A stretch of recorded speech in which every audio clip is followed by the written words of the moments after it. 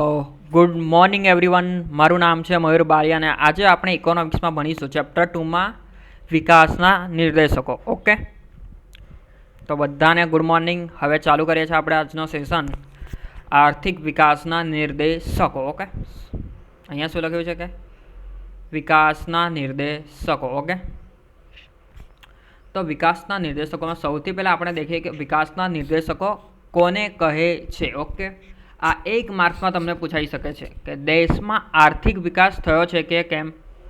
સૌથી પહેલાં આ અંડરલાઇન કરો છે કે કેમ. ઓકે, જો થયો હોય તો કેટલા ઝડપથી થયો છે. સૌથી પહેલું કે દેશમાં આર્થિક વિકાસ થયો છે કે કેમ. જો થયો હોય તો કેટલા ઝડપથી થયો છે. દેશમાં આર્થિક વિકાસની કક્ષા કેટલી છે તે જાણવા અને તેનું માપ કાઢવા માટે કેટલાક પરિબળો ધ્યાનમાં લેવા પડે છે. ઓકે, તે જાણવા અને તેનું માપ કાઢવા માટે કેટલાક પરિબળોને ધ્યાનમાં લેવા પડે છે. આવા પરિબળો કે બાબતોને આર્થિક વિકાસના નિર્દેશકો, માપદંડો કે ધોરણો તરીકે ઓળખવામાં આવે છે. ઓકે, તો ઓકે વિદ્યાર્થી મિત્રો, ફરીથી એક વખત આપણે જોઈશું કે આર્થિક વિકાસના નિર્દેશકોને કહે છે. આમાં 3 પ્રશ્ન પૂછવામાં આવે છે. દેશનો આર્થિક વિકાસ થયો છે કે નહીં. ઓકે, જો થયો હોય તો કેટલા ઝડપથી થયો છે. દેશમાં આર્થિક વિકાસની કક્ષા કેટલી છે. આ 3 ક્વેશ્ચન પૂછવામાં આવે છે. ઓકે, સૌથી પહેલો ક્વેશ્ચન કયો છે, ફરીથી મેં તમને કહું છું કે દેશમાં આર્થિક વિકાસ થયો છે કે કેમ. જો થયો હોય તો કેટલા ઝડપથી થયો છે. અને ત્રીજું છે દેશમાં આર્થિક વિકાસની કક્ષા કેટલી છે. ઓકે, આ 3 ક્વેશ્ચન કયો છે. પહેલો, દેશમાં આર્થિક વિકાસ થયો છે કે નહીં. જો થયો હોય તો કેટલા ઝડપથી થયો છે. અને દેશમાં આર્થિક વિકાસની કક્ષા કેટલી છે. ઓકે, તે જાણવા અને તેનું માપ કાઢવા માટે કેટલાક પરિબળોને ધ્યાનમાં લેવા પડે છે. આવા પરિબળો કે બાબતોને આર્થિક વિકાસના નિર્દેશકો, માપદંડો કે ધોરણો તરીકે ઓળખવામાં આવે છે. ઓકે, સમજ પડી બધાને. ઓકે, અને આ વ્યાખ્યા 1 માર્ક્સમાં પૂછાઈ શકે છે. ઓકે ઓકે હવે વિદ્યાર્થી મિત્રો આપણે આગળ દેખીએ. આર્થિક વિકાસનો દર અને આર્થિક વિકાસની કક્ષાને માપનારા આ પરિબળો એવા છે કે તેમને સંખ્યા કે આંકડામાં રજૂ કરી શકાય છે. આ પણ 1 માર્ક્સમાં પૂછાઈ શકે છે ક્વેશ્ચન. આર્થિક વિકાસના દર અને વિકાસની કક્ષાને માપનારા આ પરિબળો એવા છે કે તેમને સંખ્યામાં કે આંકડામાં રજૂ કરી શકાય છે. તમને એક્ઝામમાં એવું પૂછાય કે આર્થિક વિકાસના નિર્દેશકોને સંખ્યામાં કે આંકડામાં રજૂ કરી શકાય છે, તો તમારે રાઈટ કહેવાનું. ઓકે, આ તમને 1 માર્ક્સમાં MCQમાં પૂછાઈ શકે છે કે હા કે ના. આર્થિક વિકાસની કક્ષાને માપનારા પરિબળો શું સંખ્યામાં કે આંકડામાં રજૂ કરી શકાય છે. ઓકે, તેથી આર્થિક વિકાસના નિર્દેશકો દ્વારા બે સમયગાળા વચ્ચેના 2 દેશો કે રાજ્યોના આર્થિક વિકાસની તુલના થઈ શકે છે. આ પણ મોસ્ટ IMP છે. 1 માર્ક્સમાં મોસ્ટ IMP. આર્થિક વિકાસના નિર્દેશકો દ્વારા 2 સમયગાળા વચ્ચેના 2 દેશો કે રાજ્યના આર્થિક વિકાસની તુલના થઈ શકે છે. ઓકે, જેમ થર્મોમીટર શરીરના તાપમાનમાં થયેલા ફેરફારને માપે છે અને નોંધે છે, એમ આ પરિબળો દેશના વિકાસને માપે છે. આર્થિક વિકાસના કેટલાક નિર્દેશકો નીચે મુજબના છે. મોસ્ટ IMP 1 માર્ક્સમાં અથવા 2 માર્ક્સમાં. ઓકે, આર્થિક વિકાસના નિર્દેશકો કેટલા છે અને કયા. તો સૌથી પહેલો છે રાષ્ટ્રીય આવકનો વૃદ્ધિ દર. બીજો છે માથાદીઠ આવકનો વૃદ્ધિ દર. જીવનની ભૌતિક ગુણવત્તા અને તેનો આંક એટલે કે PQLI. માનવ વિકાસનો આંક એટલે HDI. ઓકે, આર્થિક વિકાસના કેટલા નિર્દેશકો છે અને કયા. આ તમને 2 માર્ક્સમાં પૂછાઈ શકે છે વિદ્યાર્થી મિત્રો. એટલે આ આખો પેરેગ્રાફ તમે વાંચી લેજો. અહીંયા સુધી મેં જેટલું ટીક કર્યું છે એટલું મોસ્ટ IMP છે. હવે આપણે દેખીશું કે રાષ્ટ્રીય આવકનો વૃદ્ધિ દર. આ સૌથી પહેલો વિકાસનો નિર્દેશક દેખીશું. ઓકે, આ નિર્દેશક મુજબ જો દેશની વાસ્તવિક રાષ્ટ્રીય આવકમાં લાંબા ગાળા સુધી સતત વધારો થઈ રહ્યો હોય તો આર્થિક વિકાસ થયો છે. ઓકે, દેશની વાસ્તવિક રાષ્ટ્રીય આવકમાં લાંબા ગાળા સુધી સતત વધારો થઈ રહ્યો હોય તો આર્થિક વિકાસ થયો છે. ઓકે, તેમ જણાય. તો આર્થિક વિકાસ ઊંચા દરે વધતો હોય તો વિકાસનો દર ઊંચો ગણાય અને નીચા દરે વધતો હોય તો આર્થિક વિકાસનો દર મંદ ગણાય. સૌથી પહેલાં તો મેં તમને હવે સમજાવું શું લખ્યું છે કે જો દેશની રાષ્ટ્રીય આવકમાં લાંબા ગાળા સુધી વધારો થઈ રહ્યો હોય તો આર્થિક વિકાસ થયો છે તેમ ગણાય. ઓકે, જો રાષ્ટ્રીય આવક ઊંચા દરે વધતી હોય તો વિકાસનો દર ઊંચો છે એમ ગણાય. જો નીચા દરે વધતી હોય તો આર્થિક વિકાસનો દર મંદ છે એમ ગણાય. અને જો રાષ્ટ્રીય આવકમાં વધારો ન થતો હોય તો તે સ્થગિતતાની અવસ્થા દર્શાવે છે. અહીંયા સુધી પણ મોસ્ટ ટાઈમ છે. આ પણ તમને 1 કે 2 માર્ક્સમાં અહીંયા સુધી પૂછાઈ શકે છે. ક્વેશ્ચનો બહુ બધા નીકળે છે 1 કે 2 માર્ક્સના. જો રાષ્ટ્રીય આવકમાં ઘટાડો થયો હોય તો આર્થિક વિકાસ પીછેહટની સ્થિતિ ગણાશે. ઓકે, આ પણ મોસ્ટ ટાઈમ બી.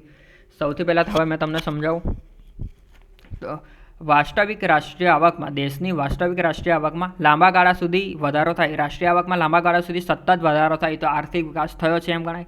જો રાષ્ટ્રીય આવકમાં ઊંચા દરે વધારો થાય તો વિકાસનો દર ઊંચો છે. નીચા દરે વધારો થાય તો આર્થિક વિકાસનો દર મંદ ગણાય. અને જો રાષ્ટ્રીય આવકમાં વધારો ન થાય તો સ્થગિતતાની સ્થિતિ દર્શાવે છે અને ઘટાડો થાય તો પીછેહટની સ્થિતિ ગણાશે.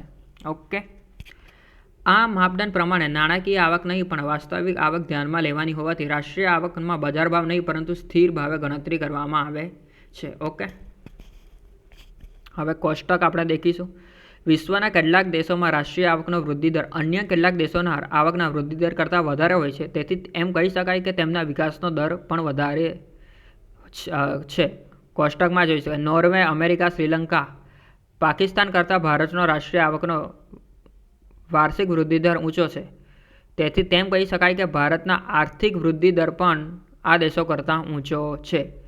આજે ભારત વિશ્વમાં ઝડપથી વિકાસ પામતો અર્થતંત્રમાં ગણાય છે. આપણે એ યાદ રાખવું જોઈએ કે નોર્વે, અમેરિકાનો અગાઉ ખૂબ વિકાસ થઈ ચૂક્યો છે.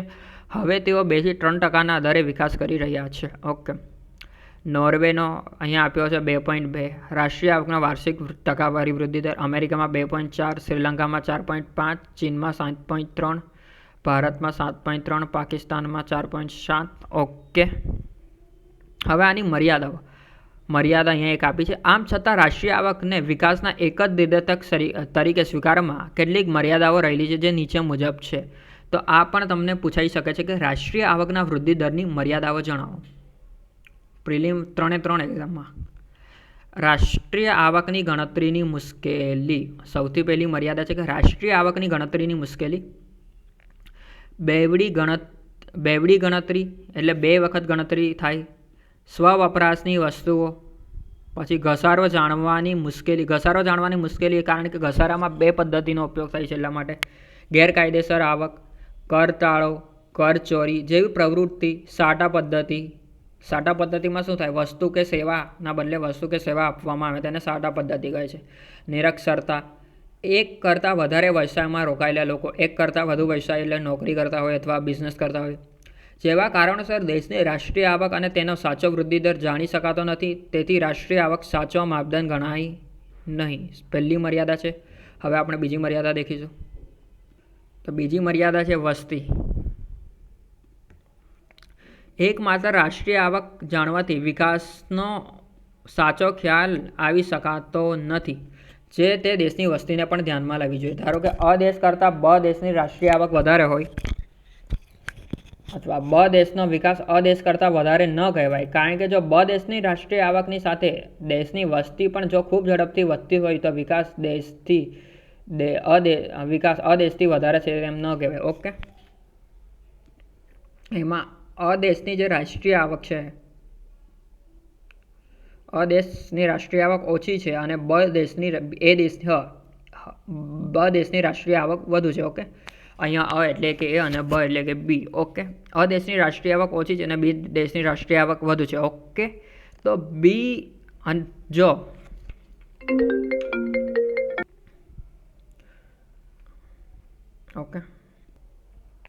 જો બ દેશની વસ્તી વધારે હોય અને અ દેશની વસ્તી ઓછી હોય તો બ દેશનો રાષ્ટ્રીય આવક આર્થિક વિકાસ વધારે છે એમ નહીં કહેવાય. કારણ કે અહીંયા આપણે લખ્યું જ છે કે અ દેશ કરતાં બ દેશની રાષ્ટ્રીય આવક વધારે હોય તો બ દેશનો વિકાસ અ દેશ કરતાં વધારે ન કહેવાય. કારણ કે જો બ દેશની રાષ્ટ્રીય આવકની સાથે બ દેશની વસ્તી પણ જો ખૂબ ઝડપથી વધતી હોય તો વિકાસ અ દેશ કરતી વધારે છે તેમ ન કહેવાય. ઓકે, સમજ પડી. હવે ત્રીજું છે રાષ્ટ્રીય આવક ગણવાની જુદી જુદી પદ્ધતિઓ. ઓકે, રાષ્ટ્રીય આવક ગણવાની જુદી જુદી પદ્ધતિઓ.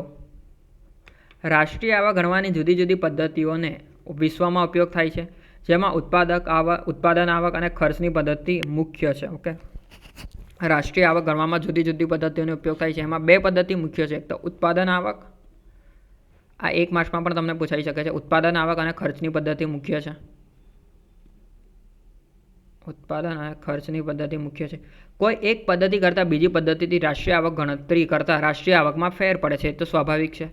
બધા દેશો જુદી જુદી પદ્ધતિથી રાષ્ટ્રીય આવક ગણતા હોવાથી રાષ્ટ્રીય આવકની આંતરરાષ્ટ્રીય તુલનાનું કાર્ય મુશ્કેલ બને છે. આ 3 મર્યાદા યાદ રાખવાની. આ પણ મોસ્ટ આઈમ્પી ક્વેશ્ચન છે. આખો મોસ્ટ આઈમ્પી ક્વેશ્ચન છે, તમે ધ્યાનથી વાંચી લેજો. ઓકે, તો હવે આપણે મળીશું નેક્સ્ટ વિડીયોમાં.